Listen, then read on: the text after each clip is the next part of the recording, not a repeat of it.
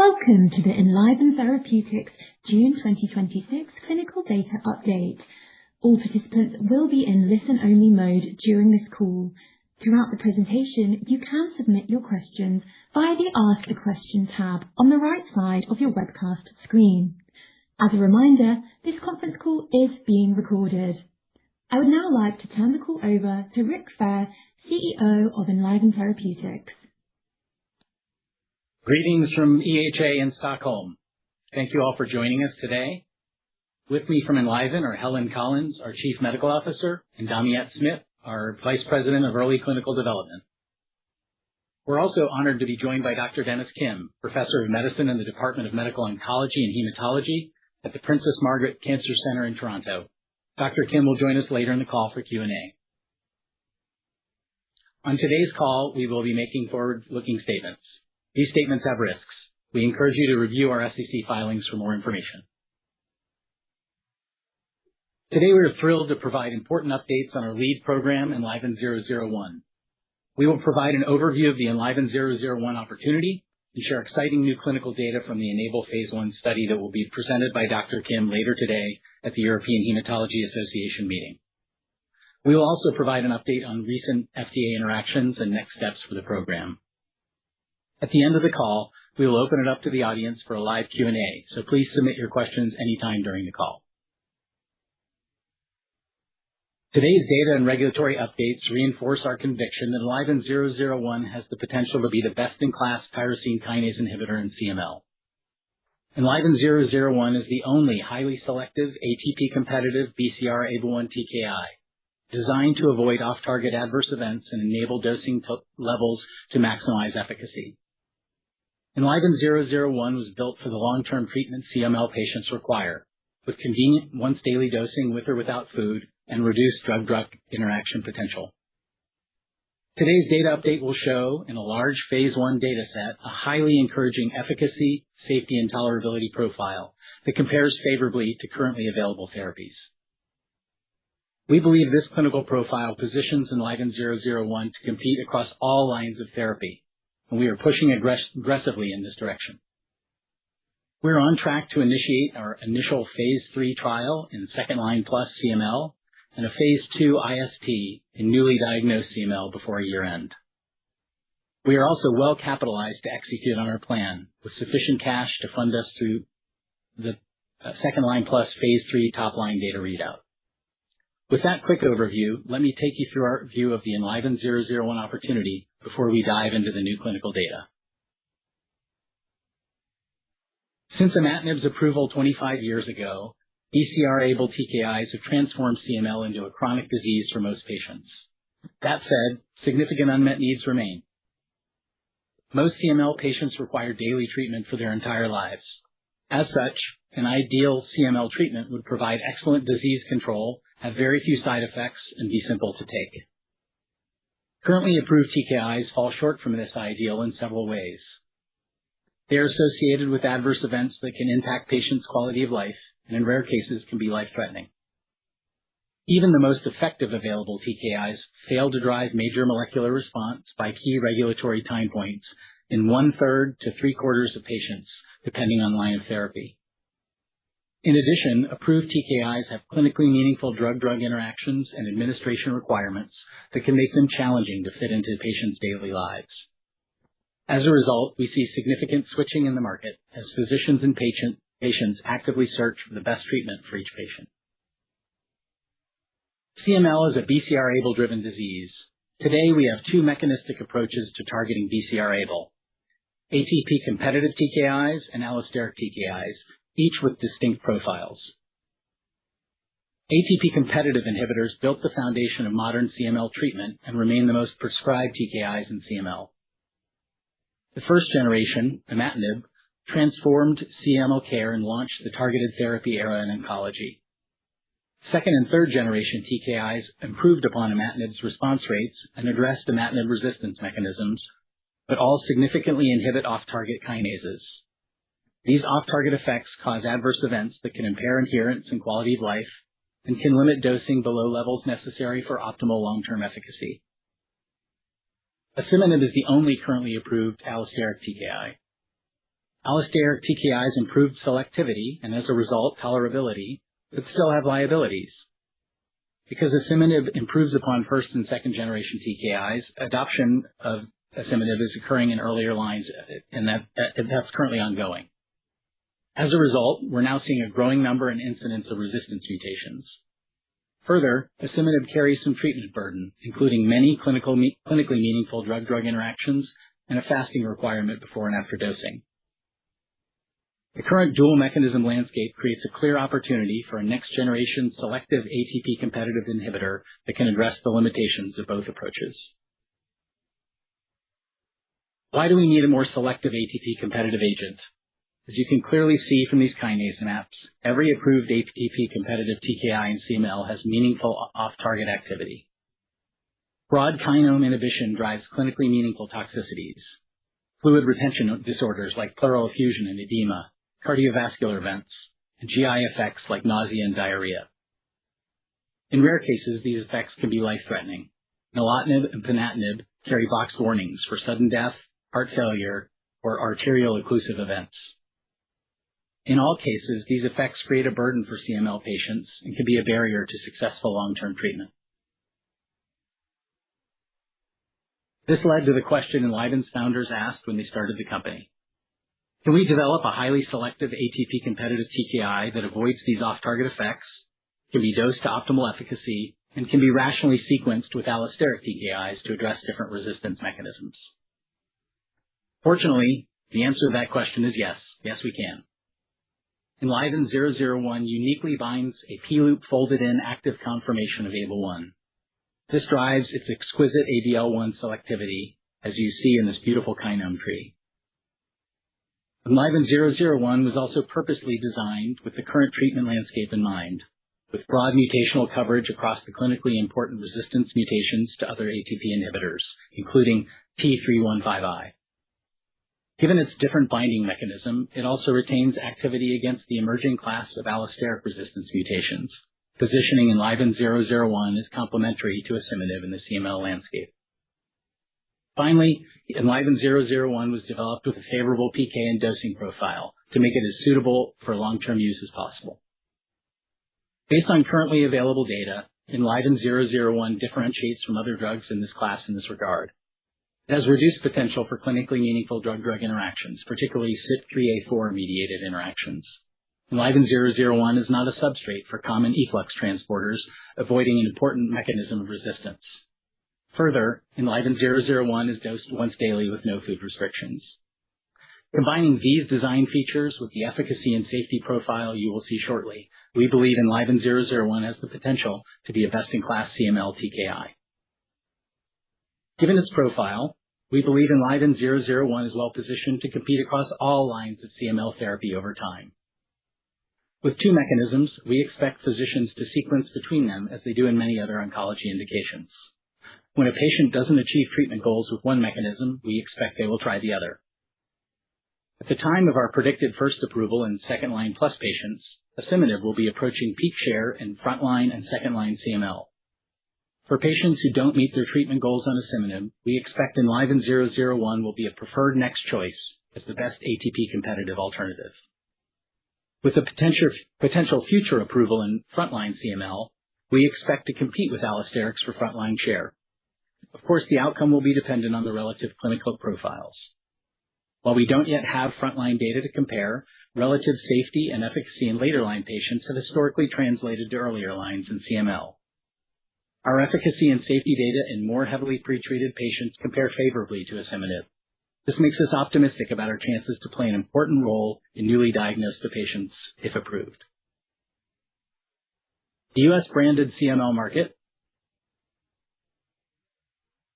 has the potential to be approximately $10 billion, split roughly evenly between first-line and second-line plus patient populations. Our near-term priority is to initiate our phase 3 trial ENABLE-2 in the second-line plus setting in the second half of 2026. Based on the data that we will present today and a successful end-of-phase 1 meeting we recently conducted with FDA, we are on track and more confident than ever. We believe this is a study with a high probability of success that will give us access to the $5 billion second-line plus CML market in the U.S. To gain health authority approval to initiate a pivotal trial in newly diagnosed CML, we believe we will need a meaningful safety database at our phase 3 dose and potentially some safety data in newly diagnosed patients. Of course, our phase 1 Enable safety database is large and growing, so it will serve to support these discussions. To address the potential need for frontline data, we plan to support a phase 2 investigator-sponsored study expected to start before the end of this year. These plans should enable health authority interactions regarding a pivotal study in newly diagnosed patients in 2027 and a potential study start in 2028. Upon successful completion, this study would give us full access to the $10 billion opportunity in the U.S. We've made a lot of progress this year, and we're excited to showcase that progress today. First, hot off the presses, we just completed a successful end of phase 1 meeting with the FDA, where we reached alignment on the most critical elements of our phase 3 plans. We aligned with FDA on 80 milligrams QD as the phase 3 dose, second line plus as the study population, and the plan to randomize patients to Enliven-001 versus physician's choice of ATP competitive TKI. This has exceeded our expectations for the end of phase 1 meeting. My congratulations and thanks to Helen, Damiette, and our entire clinical and regulatory team. We will meet with the FDA in Q3 to align on the detailed phase 3 protocol, and then we'll be off to the races to initiate the trial this year. Damiette and Helen will walk you through the details of the data to be presented today at EHA in a minute. But you see a few of the highlights here. 48% MMR achieved by 24 weeks at our phase 3 dose of 80 milligrams QD. A 55% MMR achieved in earlier second and third line patients, with consistent response rates regardless of prior asciminib exposure across all lines of therapy. Additionally, with longer follow-up and more patients treated since our presentation at last year's EHA meeting, the safety and tolerability profile remains impressive and appears differentiated from all the approved TKIs. We appear to have a great-looking CML drug. With these data and our regulatory and operational progress, we are on track to initiate Enable-2 in the second half of 2026. This trial is a clear and de-risked path to our first approval in second-line plus CML. With that, I'll turn it over to Damiette to take you through the data. Thank you, Rick. Good afternoon. My name is Damiette Smith, and I'm the Vice President of Early Clinical Development at Enliven Therapeutics. I'm excited to have the opportunity to share the updated data from the ongoing first-in-human Enable study with you today.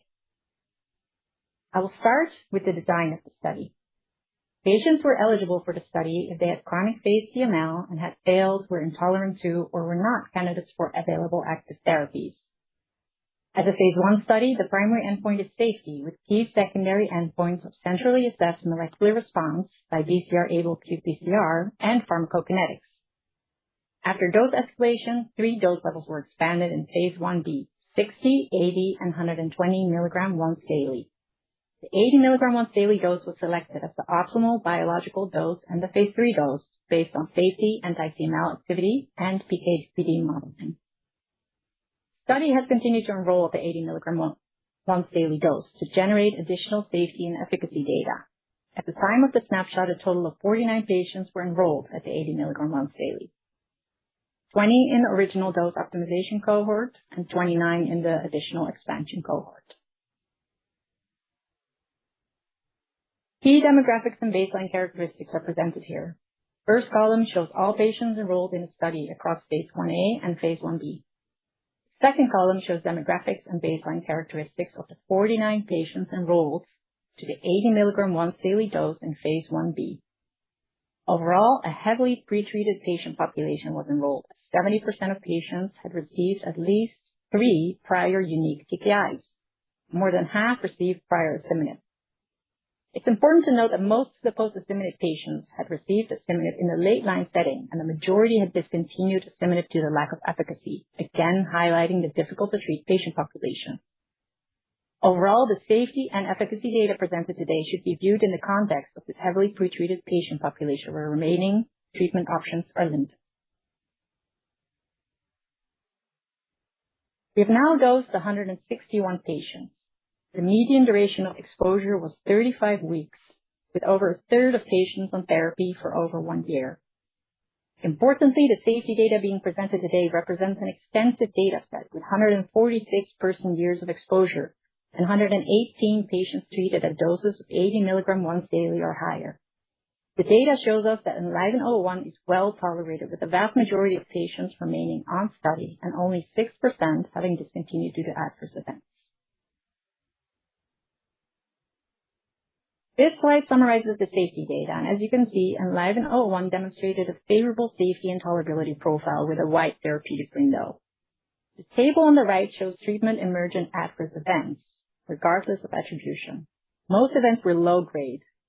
Fortunately, at the selected 80 mg once daily dose, the safety profile was similar to the overall patient population, low rates of grade 3 or higher events. During dose escalation, ELVN-001 was escalated to 120 mg twice a day, which is 3 times as high as the optimal dose of 80 mg once a day. 80 mg twice a day dose was determined to be the maximum tolerated dose after 2 patients experienced the DLT at 120 mg twice a day dose. Overall, the incidence of arterio-occlusive events was low, and all patients with these events had pre-existing cardiovascular disease and risk factors, such as exposure to prior TKIs with a cardiovascular risk profile, including nilotinib and ponatinib. As Rick mentioned earlier, ELVN-001 was designed to reduce off-target toxicities, and now that we have over 150 patients with safety data, the safety profile continues to be favorable and is consistent with the high selectivity of ELVN-001 for ABL1. Now we'll review the efficacy data. Overall, encouraging anti-CML activity was observed across the study, especially keeping in mind this very heavily pretreated patient population. On the left, key efficacy milestones are presented. At the selected dose of 80 mg once daily, 17 of 28 evaluable patients, or 61%, were in MMR by week 24. Among patients not already in MMR baseline, 10 of 21, or 48%, achieved MMR, and all 7 patients who entered the study in MMR maintained MMR. In addition, 30% of patients achieved a deep molecular response, reinforcing the potent efficacy of ELVN-001. Helen will speak next about these results in the context of clinical data from other TKIs, but we believe the best comparative data is the asciminib phase 1 study, given the similar phase of the study and sufficiently large sample size to interpret efficacy data. In this study, asciminib achieved an MMR rate of 24% in a less heavily pretreated patient population. Therefore, ELVN-001's achieved MMR rate of 48% is highly encouraging, noting that the ELVN-001 data is not quite as mature as the asciminib data set. The graph on the right shows the cumulative incidence of MMR in patients who were not in MMR baseline. Key observation is that responses occurred early. As expected, patients receiving more optimal therapeutic doses in phase 1b, as depicted in the green and red lines, are more likely to respond by week 24 than the whole population depicted in the blue line, since that population includes both patients treated in phase 1a and phase 1b. Black curve beyond the week 24 time point in phase 1b is explained by the relatively short follow-up for these patients and the reduced testing frequency from monthly to every 3 months. As follow-up continues, we believe that MMR will continue to rise over time as it does in more mature overall phase 1 data set. Now let's take a deeper dive into anti-CML activity observed in individual patients. This shift table shows changes in molecular response category for each of the MMR evaluable patients. The top row shows the molecular response category at baseline, and the left column shows the molecular response category by week 24. Please note that this table does not take into account a key predictor of response, number of prior TKIs. We will discuss that further in the next slide. The table is color-coded so that if a patient's transcript category does not change or improve, the patients are reflected in the green part of the table, light green for no change and dark green for improvement. If the patient's transcript category worsens, they would be reflected in the yellow part of the table. This shift table shows that the majority of evaluable patients showed an improved response category and none had worsening by week 24. I would like to draw your attention to the subgroup of patients with baseline transcripts of 10% or higher, as this subgroup has a high disease burden, and in the context of a generally heavily pretreated patient population, this group has the lowest likelihood of responding. In this subgroup, 10 of 17 evaluable patients, or 59%, improved by at least one category, which is highly encouraging and supports the potency of ELVN-001. As mentioned previously, the majority of patients enrolled in the study were exposed to multiple prior unique TKIs and to prior asciminib. We evaluated the clinical relevance of both of these aspects of prior therapy for ENLIVEN-001 in the current data set. On the left, we show MMR by week 24 by number of prior TKIs. Responses were observed independent of the number of prior TKIs that patients were exposed to. As expected, rates were higher in patients who had been exposed to fewer prior TKIs and lower in patients who had been exposed to a higher number of prior TKIs. That said, meaningful MMR rates were still observed, even in patients with exposure to 5 or more prior TKIs. To the right, we present MMR by week 24 for the subgroup of patients which was exposed to prior asciminib. The key observation is that responses were still observed after prior asciminib exposure, and the responses were in line with response rates seen in our overall phase 1b data. Now that asciminib is being used more in first and second line patients, we think it's important to highlight that ENLIVEN-001 does not appear to be affected by prior use of asciminib, which we believe is due to its complementary mechanism of action. I will now share 2 patient case studies to complement the cohort level data presented today. As Rick stated earlier, although allosteric TKIs have resulted in improved tolerability compared to existing ATP-competitive TKIs, the emergence of allosteric resistant mutations is of growing concern, especially with the increasing uptake of asciminib globally. Based on preclinical data, ENLIVEN-001 has activity against these mutations.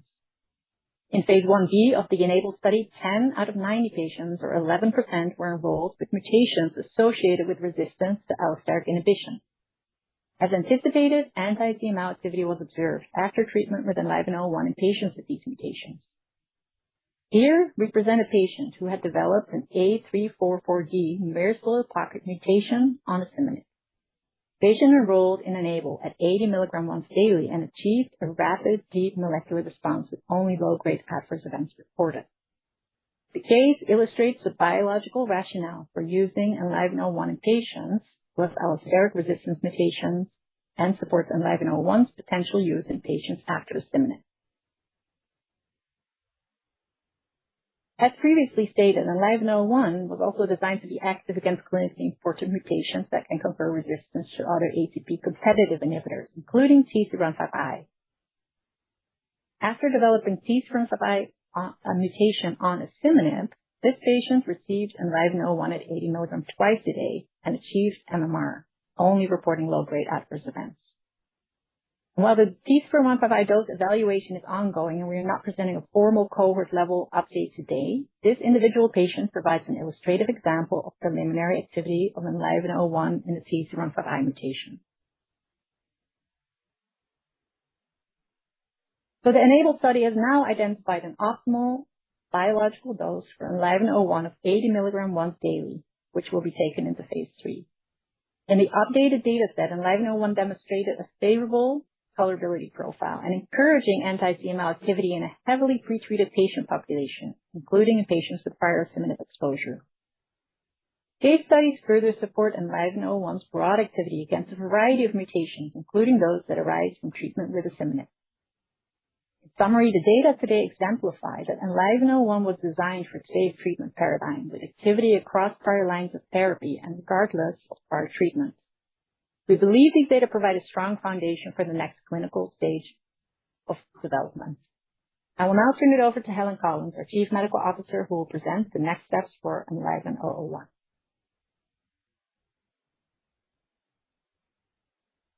Thank you, Damiette. I'm now going to present a few slides which put the efficacy and safety data that you have just seen into context. And I think you'll see why we're so excited about the updated data being presented at EHA. I'll then conclude with some additional details on the path forward for ELVN-001. So first, I'll start with the efficacy. The first point to keep in mind when comparing this latest 001 data to historical data from other TKIs is that differences in patient population have a meaningful impact on MMR rates. This slide highlights several important differences between patients enrolled in the 001 study and those enrolled in the phase 1 asciminib trial and the TERN-701, now known as MRK-4208, phase 1 trial. For the 001 phase 1 trial, the initial enrollment criteria specified that patients could not be candidates for any other available therapy. As a result, the study enrolled a difficult-to-treat patient population, including a high proportion of patients in the fourth line of therapy or later, most of whom had received prior asciminib, and many had also received ponatinib. In addition, the trial did not exclude any specific subgroups. Patients with CML resistant to prior asciminib, including resistance associated with BCR-ABL mutations, were eligible to enroll. This is an important distinction when comparing Enliven-001 data with results from other programs. For example, TERN-701 initially enrolled patients in the second-line plus setting and excluded patients with CML resistant to asciminib. Similarly, the phase 1 study of asciminib enrolled predominantly third or later line patients and by definition did not include any post-asciminib patients. With asciminib continuing to move into earlier lines of therapy, we believe the high proportion of post-asciminib patients enrolled in the 001 study, including patients with CML resistance to asciminib, is particularly important. Not only is this a challenging population to treat, but it's also likely more representative of the patients expected to enroll in an initial phase 3 trial. On the right side of the slide, you can see the significant impact that line of therapy has on MMR rates. These bars show asciminib MMR rates by treatment line. As expected, MMR rates decline as the number of prior therapies increase. In fact, there's an approximately a threefold difference in MMR rates between second-line and fifth-line patients. And as a reminder, more than 35% of the patients enrolled in the ELVN-001 study were fifth-line of therapy or beyond. The takeaway from this chart is simple. Line of therapy matters, and it matters a lot. When evaluating efficacy across studies, differences in patient populations must be taken into account. With this context, let's move to the next slide. Here you see a cross-trial comparison of the 001 phase 1 data with historical data from asciminib and also from bosutinib, which was the most recently approved second-generation TKI, and also the comparator arm in asciminib's first phase 3 trial. The first key point is the high MMR rate achieved by Enliven-001 in this heavily pretreated patient population. The achieved MMR rate was 48% in the phase 1b 80 milligram QD cohort, which is our planned phase 3 dose, and 40% across the overall 1b population. As we had previously described, the proportion of enrolled patients who have not completed the full 24-week assessment period affects the denominator and therefore may influence the achieved MMR rate over time. Even with that consideration, we believe these results are highly encouraging. Importantly, these data compare favorably with historical results for asciminib, which achieved an MMR rate of 24% in its phase 1 trial, despite enrolling a less heavily pretreated patient population. The comparison is even more compelling versus historical bosutinib data, where the achieved MMR rate in phase 1 was 15%, again, in a less heavily pretreated patient population. Taken together, these data support our belief that Enliven-001 has the potential to be the best-in-class ATP-competitive BCR-ABL1 inhibitor, and the data provide confidence in the design and rationale for our planned phase 3 program. The second point is that historically in CML, phase 1 efficacy has been predictive of subsequent phase 3 outcomes. As shown on this slide, the MMR rates observed in phase 1 studies are similar to the MMR in the subsequent phase 3 trials. Based on the efficacy and safety profile generated to date, we believe Enliven-001 is well positioned to demonstrate superiority to second-generation ATP-competitive TKIs in our first phase 3 trial. And overall, these data give us confidence as we advance 001 into phase 3 and strengthens our conviction that Enliven-001 has the potential to compete across multiple lines of therapy, including the frontline setting. Next, I'll provide some context on the safety. Now that we have safety data on 158 patients, we're increasingly confident that 001's selectivity profile has the potential to provide meaningful differentiation from currently available TKIs. Starting with the top chart, which shows hematologic toxicity, I would like to highlight that these data are new and were not included in the EHA presentation. The EHA presentation reports hematologic adverse events, which is standard for phase 1 presentation. but adverse events require a laboratory to be both abnormal and the investigator to deem the abnormality to be clinically meaningful. So there is an element of subjectivity. In contrast, the data shown here are laboratory abnormalities, which provide a more objective measure and are the metrics typically included in prescribing information. Viewing Enliven-001 lab data in this more objective way suggests 001 may have less hematologic toxicity, particularly for grade 3 and grade 4 events compared with historical asciminib data. This is potentially important because neutropenia and thrombocytopenia were the leading causes of dose interruptions, and thrombocytopenia was the most common cause of dose reduction in asciminib's late-line phase 3 study. If Enliven-001 can reduce hematologic toxicity, it potentially could improve patient tolerability and support better long-term treatment outcomes. Another important toxicity is highlighted in the bottom of the chart, which is cardiovascular safety. To date, the incidence of arterial occlusive events has been low at 4.4% for all grades and 1.9% for grade 3 and 4, with events only reported in patients with cardiovascular risk factors, including prior exposure to nilotinib or ponatinib. One important point regarding arterial occlusive events is that these events are defined using a broad grouping of preferred terms rather than a single diagnosis. In our analysis, we have attempted to apply an approach consistent with that used by the FDA in its review of asciminib.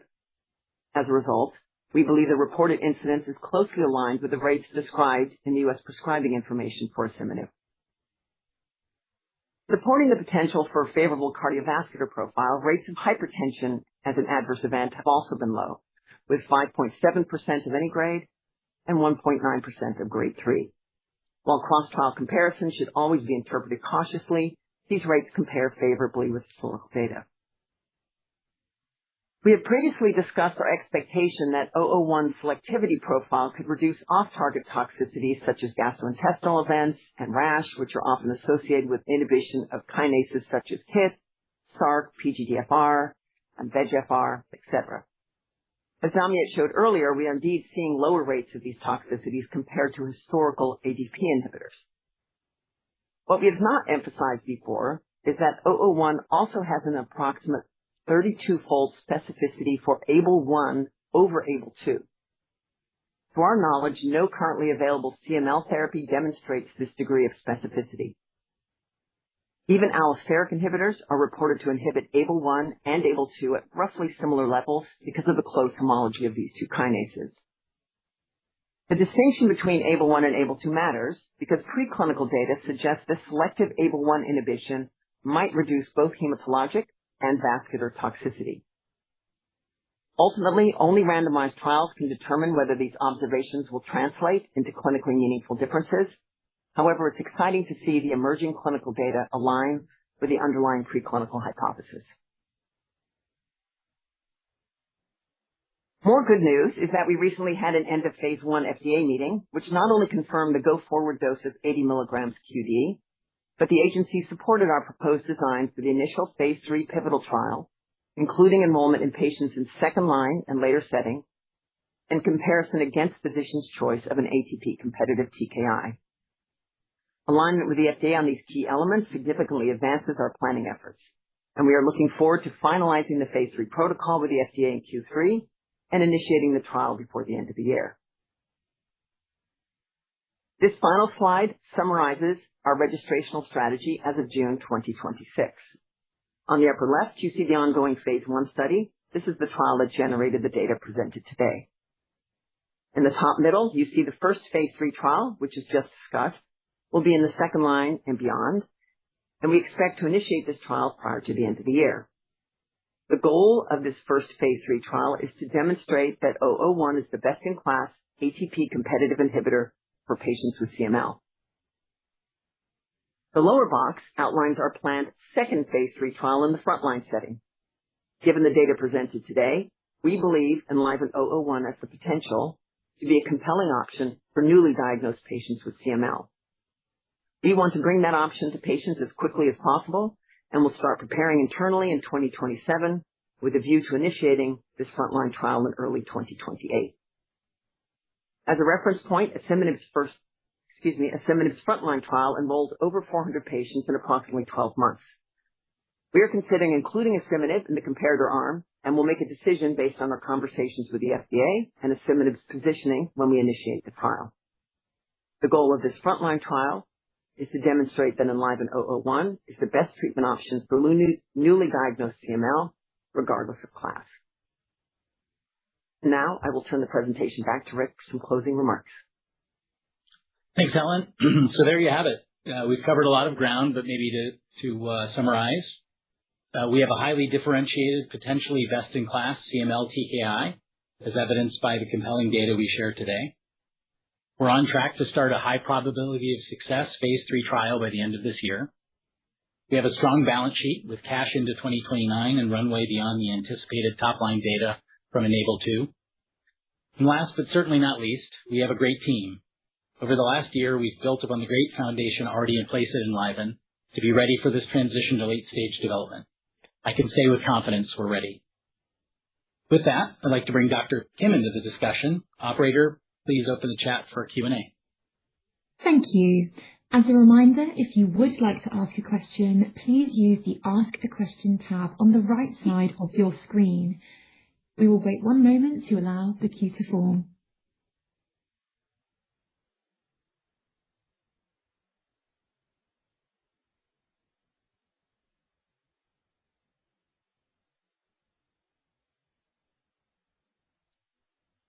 All right. Looks like Dr. Kim, you have some questions already rolling in for you. I think it's phrased in a couple of different ways, but maybe can you discuss your view of the data? What stands out to you compared to other drugs, or what stands out to you from the data that are being presented today? I think that the beauty of ELVN-001 is tolerability, which make us to continue the treatment, which is durability, and which will increase the efficacy. So I think that these are the combination. It's not just the one. However, I have to emphasize that it does have excellent tolerability. Because of that, we can increase the efficacy and the patient can continue their treatment. And in future, maybe we might be able to achieve maybe an operational cure in future. Thank you. Maybe another one for you, Dr. Kim. How will you incorporate this in your practice? So maybe talk about your clinical experience in the study so far. You've, I think, been our highest enroller. And maybe talk about how you envision using Enliven-001 in the future. Yeah, so I think that in my practice, I think that as a part of this phase 1 study, I try to find out someone who doesn't have any other option. And in that case, I think that I'm stuck. I couldn't go ahead to any potential other drug in their CML therapy. However, now I do feel more comfortable to recommend it to my patients. If they are in trouble for intolerance or they are in trouble for any other kinds of issue, even they have some other comorbidity, I strongly recommend them to go ahead to that kind of treatment switch. And I'm pretty sure that the phase 3 study that we are now planning is going to become very positive at the end. And I hope I can utilize this drug in my clinical practice as soon as possible. Awesome. Thank you. A question for, let's say, Helen. There's a question about why we chose 80 milligrams versus the 60 or 120 milligram dose that showed better efficacy in the prior update. Maybe you tackle why did we pick 80, and then I'll handle the 60, 120 better up at the last update comment. Yeah.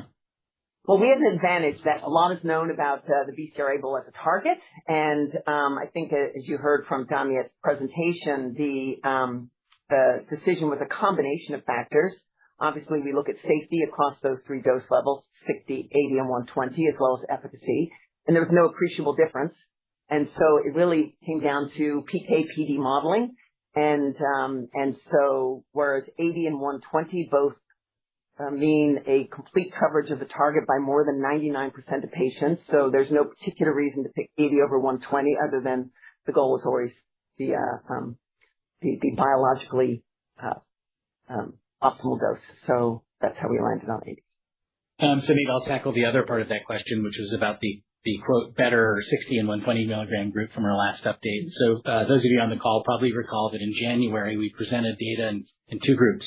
An 80 milligram cohort, which at that time was fully mature, meaning every patient was past 24 weeks, and a 60 and 120 combined cohort that was less mature. And we did that to specifically show the impact of data immaturity on MMR achieved rates. So in that update, 60 and 120 milligram looked better than 80 milligram QD because it was less mature data, not because we see a dose effect. For clarity, we do not see meaningful differences in efficacy or tolerability in the dose range of 60 and 120 milligrams QD. And so at this data update, two things have happened. Our 60 and 120 milligram group have matured, so those patients are now past 24 weeks, and we've continued to enroll patients at 80 milligrams. So you see that data set is a little less mature. So correspondingly, the efficacy at 80 milligrams has gone up. The efficacy at 60 and 120 milligrams have gone down. Ultimately, when the overall data set are fully mature, meaning all patients are past 24 weeks, based on the patient populations that we're enrolling now at 80 milligrams, it seems like our achieved MMR rates would be somewhere in the 40% range, plus or minus. Obviously, results may vary. These are small data sets. But the 48% we're reporting today does reflect some data maturity, and many of you have asked those questions, so I want to be clear and direct about that. Dr. Kim, how would you use Enliven-001 versus Scemblix in second-line CML after a frontline ATP competitive first or second generation TKI? So as a second line specifically? Okay. Second line specifically. And this, I presume they're asking in the context of a future approval in that setting. Yeah, assuming the future approval of the second line, I think that in terms of the tolerability, I'm also using the Scemblix or asciminib in my clinical practice, but sometimes I have some patients ended up to develop some myelofibrosis mutation, or they ended up to have some issue for their thrombocytopenia or peripheral neuropathy, etc. However, my patient who is on ELVN-001 in a phase 1 study, I think that they are showing a very excellent tolerability. They do feel nothing, I have to tell you, and I think that their feedback is really good. So that is the reason that I'm going to continue to enroll that patient. Probably at the end, our practice in a CML, even in a second line setting, I think that we will paying attention to the tolerability profile rather than anything else. And that tolerability is going to turn out to be a higher efficacy. I think that because that is the strength of ELVN-001. So I think that based on this, maybe our practice is going to adopt the ELVN-001 and in the second line setting. And later on, once you have frontline data, I'm pretty sure that we will be also able to utilize and even 001, even in a frontline setting later on. Thank you. Appreciate that. Helen, a number of questions, unsurprisingly, about the second line plus pivotal trial. Maybe starting with this one. Based on our data, are we planning to cap enrollment of patients who switch from asciminib primarily for efficacy versus tolerability reasons in our phase 3? No, we would not. We see responses, as we said, in patients who have received prior asciminib, whether they stop the asciminib due to intolerability or to resistance, and so there would be no reason to cap that patient population. Can you share which options you primarily expect to be used from among the ATP competitive TKIs in the physician's choice arm? I'll and what level, Dr. Kim. And what level of efficacy do you anticipate from the control arm? Well, so first I'll say which one will you pick for you think more often in the phase 3 trial? Maybe depending on their reason for the failure for their frontline therapy. If it is related to their resistance, and you also have to look at their comorbidity, etc. And probably if they fail the asciminib, then as a control arm, I expect that maybe nowadays, I think based on the ask for first data, lots of people may consider the dasatinib. However, frankly speaking, we have no data. I published some in vitro data, but that is more for the combination. But we don't have any data to support, to get the direct answer which TKI is better in the patient who failed the asciminib. So I think that it would be a very fair comparison between the asciminib versus dasatinib in that scenario. But for the other cases, like who failed the ATP binding inhibitor, for example, dasatinib, and developed a pleural effusion, maybe in that case, who knows, maybe someone would like to pick up the asciminib or imatinib as a control arm. So I think that it really depends on different scenario. You have to accept a very diverse population and the different scenario in that kind of standard TKI drug selection in comparison to ELVN-001. Thank you.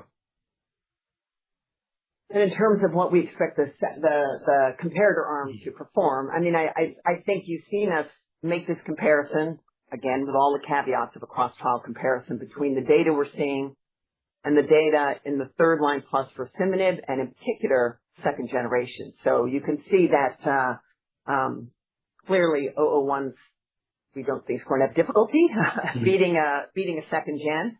At the same time, there is not as much information in the second line, and this will be a mixture of people second line plus. So we haven't presented publicly all the details of our statistics, but you can imagine that we're expecting to be at least 15% better, and we'll want to make sure that we have some confidence interval of that.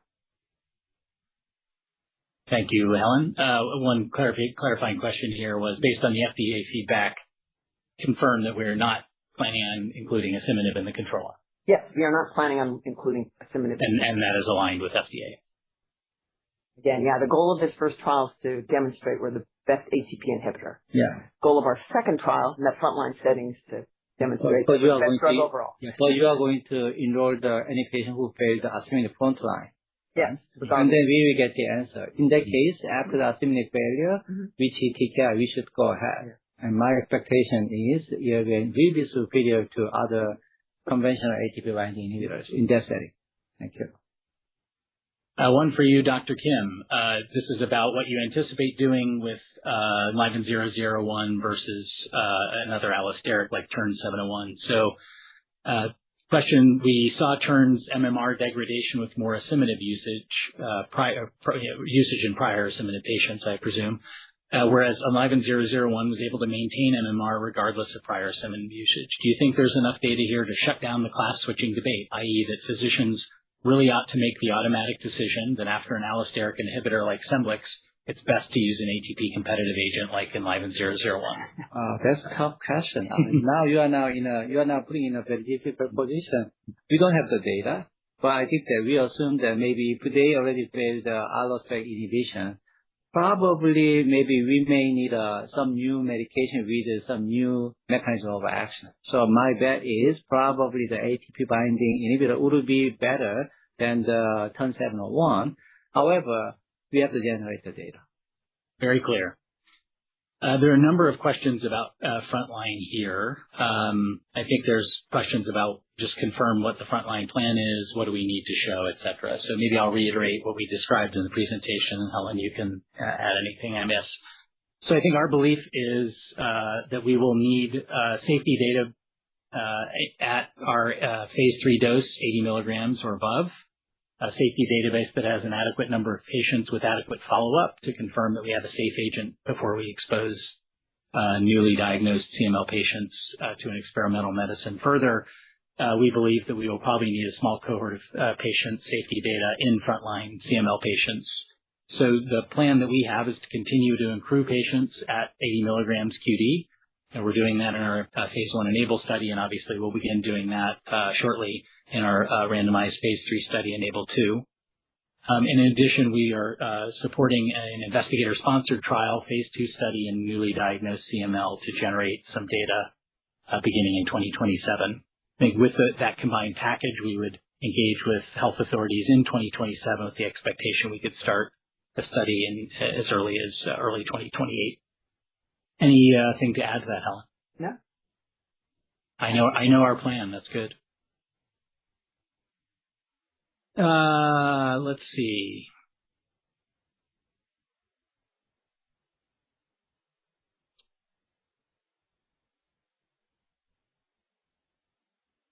We're making good progress here.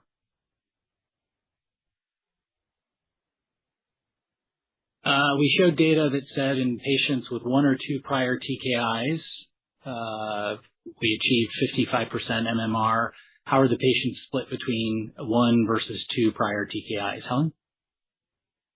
Well, we haven't made that data public. I mean, we don't have that many patients in the second line, so majority of that is the third line. We'll leave it at that. which again is exciting to see that high number and when it's mostly third-line patients. So the question, do you expect the 80 milligram cohort to look more like the 60/120 cohort when data are mature? Any color you can provide on these patients or when these patients are responding in the 24-week time frame? So I think maybe I'll take the first part, and then Helen or Damiette, you can comment on the time to response question. I tried earlier to describe that we acknowledge that the 80 milligram cohort is less mature in this update, so may benefit from some patients who have not yet responded or reached 24 weeks, and that it is reasonable to assume that will converge to something that looks more like the overall phase 1b population when those patients mature. I will say that when comparing specifically to the 60 and 120 milligram group, the 60 and 120 milligram group were a little more heavily pretreated. So I think ultimately their MMR achieve rate would be a little bit lower, or at least the expected MMR achieve rate there would be a little bit lower than the 80 milligram cohort. Helen or Damiette, comment on time to response. When do we see responses typically? I can say that the way the trial is designed is that transcript levels are drawn once every month until they're at 6 months, and then every 3 months. As you can see from those curves, is that in general we see the responses quite quickly. We do see responses, and again, going back to that slide, you look at the overall patient population, so you'll see that you'll continue to see responses beyond that time point. But the majority of them do happen in those first 24 weeks, which is what we want, right? And I think, with some of these questions, I just want to add about comparing 60, 80, 120. I want to reiterate what Rick is saying is that as we keep pointing out, the things that we know that impact response are the number of prior therapies, right? The transcript level at baseline, and then whether patients have stopped a prior drug due to resistance or intolerance. And again, we made no limitations on any of those. And so I think that's why we look forward to getting more and more patients at the 80 milligram, but I think looking at the whole set of 1B, 60, 80, and 120, as Rick said, we expect that the MMR rates fall somewhere around that 40% plus minus. Question here about efficacy in asciminib resistant versus intolerant patients. I think this was covered on our slide, but Helen, do you want to reiterate kind of what we observed there? Yeah, so obviously we've spent a lot of time looking at this because, as Dr. Kim said, we expect more and more use of asciminib early line, and we need that data as we plan for our phase 3 trial. And I think we're very happy, and it's what we would expect, that we don't see a difference between patients who have had asciminib and not had asciminib. Once you take into account line of therapy and other impacts, there is some impact, just like there is for all of the drugs if, as I said, patients stop for resistance. So if you stop, whether it's resistance to imatinib, second-gen, asciminib, those patients respond at a lower rate than those who stop any of those drugs for intolerance, but there's no difference between asciminib and other drugs. Question about safety. So it appears many of the treatment emergent adverse events are just part of the disease, background disease. Can you discuss what's considered treatment related versus treatment emergent? I think we take a conservative view of this. Adverse events, obviously, as Dr. Kim pointed out, it's the most important thing, really, I think, for these patients who are going to hopefully have a normal life expectancy. So we count everything regardless, and it's really going to be a randomized trial that will tell us what's related and what's not. And other than that, I guess if we're going to guess, I'll put it back to Dr. Kim. If you think there are some adverse events that you will see in every drug, no matter what, even 001 with its selectivity. Yeah, so for example, like the thrombocytopenia, I think it happens all the CML drug. That is a kind of evidence that the drug is working. And all the CML drug, it does also induce pancreatic enzyme elevation, amylase lipase. It's not just one drug is maybe better than the other. I think that all the drug, even some other drug in other cancer therapy, tyrosine kinase inhibitor, it affects the pancreatic enzyme elevation a lot. So it is not just a peculiar for the ELVN-001. So I think these are the most common drug-related side effects, even regardless of the type of the TKIs. So other than that, then what kind of other side effects do we see in ELVN-001? I will say nothing. And actually, my patient is now giving that kind of feedback. So it is not an objective finding. It is more subjective. Their experience, and they do feel nothing. In comparison to the other TKIs, while they are on other TKIs, they do experience lots of fatigue, or sometimes they do feel lots of other types of musculoskeletal pain and et cetera, GI toxicity or skin toxicity, etc. Now, after switching over to ELVN-001, they do feel nothing. They can go back to their normal activity. So that is the reason that I really like this compound from my practice perspective. So that's why I can recommend this drug to my patients. Thank you. Thanks. Do we think the competitive phase 3s are designed in a way that can produce definitive answers whether Enliven-001 and TERN-701 are superior in the respective categories? I'll take a stab at that, and Helen can weigh in. No, these aren't. We aren't going to conduct a randomized study versus TERN-701, and I think that obviously there will be inherent bias in the patients enrolled. For example, I think it highly likely that our phase 3 study will include a lot of patients who failed asciminib due to efficacy, and we won't see that as many of those patients enroll in a TERN-701 study. So I think it'll be very difficult to do that cross-trial comparison. Ultimately, as we do bigger studies, we'll learn more. As Merck presents more data, we'll learn more. But I would say ultimately the acid tests will be in newly diagnosed patients. That's the most homogeneous patient population, and that'll give a cross-trial comparison. There will probably be the most valid. Helen's nodding her head, so I won't ask her a further question there. Another question about TERN-701. Can I get your thoughts on a poster that was released this morning for HS10382, which is Hanso's name for TERN-701? What are your learnings and working conclusions? That was a small patient data set out of a single center in China, 21 patients in newly diagnosed CML, where the efficacy looked similar to asciminib and the safety looked directionally worse. Obviously, small data set, cross-trial comparison, caveat supply, etc. I think our thesis on TERN-701 has been that it is a very similar molecule to asciminib, and it appears to be an experiment about high dosing and allosteric to see if you get better outcomes. I think what we've seen so far from very early data is promising, but I think Novartis has done quite a bit of experimentation with dose with asciminib, and high dose asciminib looked moderately more effective than standard dose asciminib, and also had higher toxicity liability. And I think maybe the small data set seems to support that, but very early days, and it's 21 patients of data from a single center. I don't think we should overreact to that. We look forward to seeing more data from Merck to understand what they're seeing with that asset. Dr. Kim, is there a potential to combine ATP competitive with allosteric inhibitors in the future to increase the number of responders as well as more patients in MMR? Why not? My short answer is why not. But right now, we don't have that kind of clinical trial data, but I think that I'm also working on.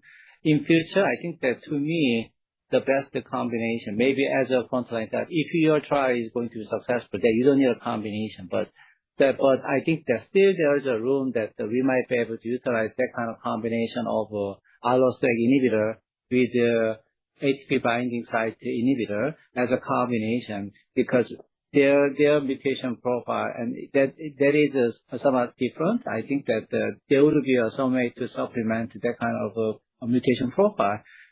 Or why not? But I think that if your trial is successful, for example, like your second-line trial or your front-line trial, then maybe the combination strategy is going to die. But I'm working on. I have to say, I want to see whether my hypothesis is working or it is not working.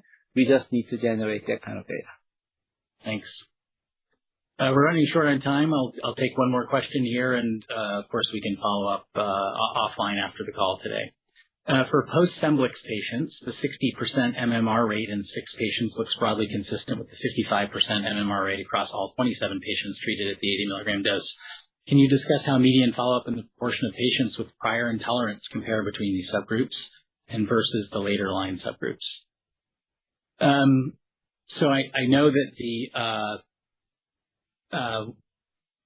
the 60% is in patients who have received 1 or 2 prior lines of therapy and prior exposure to asciminib. all of those patients that were evaluable for MMR achievement failed asciminib due to lack of efficacy in that group. So that's obviously a higher proportion than in the overall population. As we'd expect, that has no bearing on efficacy for Enliven-001, given its different binding mechanism. So I think we can say that safely. Any sense of how the mix between intolerance and lack of efficacy spans across the subgroups in later lines, Helen? I mean, it's a majority of the overall population. It's what we said, 65% of the prior asciminib patients failed due to efficacy, not tolerability. Yeah, majority. Did that vary by line? Or was it pretty consistent across? No. I mean, and of course, many of our sites also had competitive phase 1 trials, and there was a reason we probably got more of it. Well, I appreciate all the questions, and I see we have a few more to get to, but unfortunately we're at time. So I think we're going to have to conclude the Q&A portion of today's call. So maybe I'll just wrap up by saying we're really excited about the data and the regulatory updates we shared today, and we're really excited about starting the phase 3 trial ENABLE-2 later this year. Thanks to all of the Enliveneers who drive our progress every day, to our ENABLE investigators and their patients, to Dr. Kim for joining us today, and to everyone who participated and listened today. If you have remaining questions or questions in the chat that we didn't get a chance to answer, please feel free to reach out and we'd be happy to follow up. Thanks very much. This concludes today's call. You may now disconnect.